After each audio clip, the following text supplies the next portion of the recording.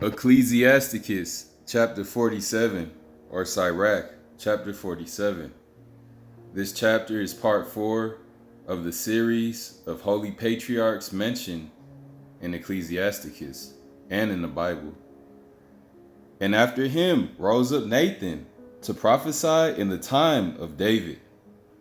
As is the fat taken away from the peace offering, so was David chosen out of the children of Israel. He played with lions as with kids, and with bears as with lambs. Hold on, I gotta say that one more time. Do you understand the power you have to play with lions as kids and with bears as lambs? Like, woo, King David. Verse 3, he played with lions as with kids, and with bears as with lambs. Slew he not a giant when he was yet but young? And did he not take away reproach from the people when he lifted up his hand with the stone and the sling, and beat down the boasting of Goliath?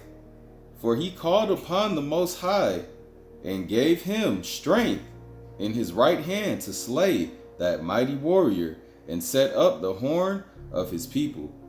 So the people honored him with 10,000s and praised him in the blessings of I am, and that he gave him a crown of glory. All praise. For he destroyed the enemies on every side, and brought to naught the Philistines, his adversaries, and brake their horn in sunder unto this day. In all his works he praised the Holy One Most High with words of glory. With his whole heart he sung songs, and loved him that made him.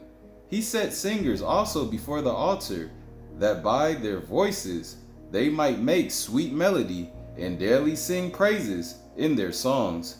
He beautified their feasts, and set in order the solemn times until the end, that they might praise his holy name, and that the temple might sound from morning. I am took away his sins, and exalted his horn forever. He gave him a covenant of kings, and a throne of glory in Israel. After him rose up a wise son, and for his sake he dwelt at large. Solomon reigned in a peaceful time, and was honored, for I am made all quiet round about him, that he might build an house in his name, and prepare his sanctuary forever.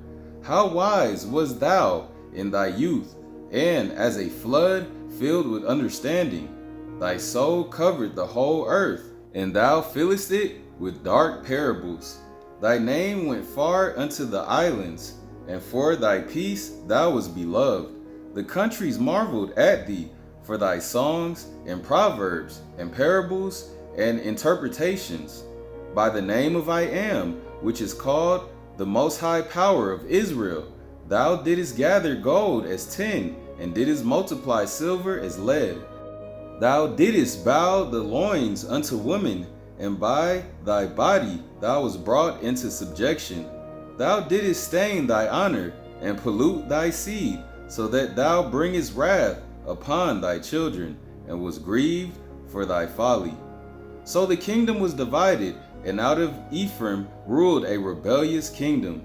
But I am will never leave off his mercy, neither shall any of his works perish, neither will he abolish the prosperity of his elect, and the seed of him that loveth him he will not take away. Wherefore he gave a remnant unto Jacob, and out of him a root unto David. Thus rested Solomon with his fathers, and of his seed he left behind him Rehoboam, even the foolishness of the people, and one that had no understanding, who turned away the people through his counsel. There was also Jeroboam the son of Nebat, who caused Israel to sin, and showed Ephraim the way of sin. And their sins were multiplied exceedingly, that they were driven out of the land, for they sought out all wickedness, till the vengeance came upon them. All praise to the power of the Son of Man, Abraham, Isaac, and Jacob, Father, I am that I am, and for you sending your only holy begotten Son to rescue all the remnant of the lost sheep of the house of Israel. as well as all the other holy patriarchs mentioned in this verse and mentioned in the Bible. Chapter 47 was a powerful chapter, y'all. It mentioned two powerful kings, King David and my favorite patriarch in the whole Bible, King Solomon.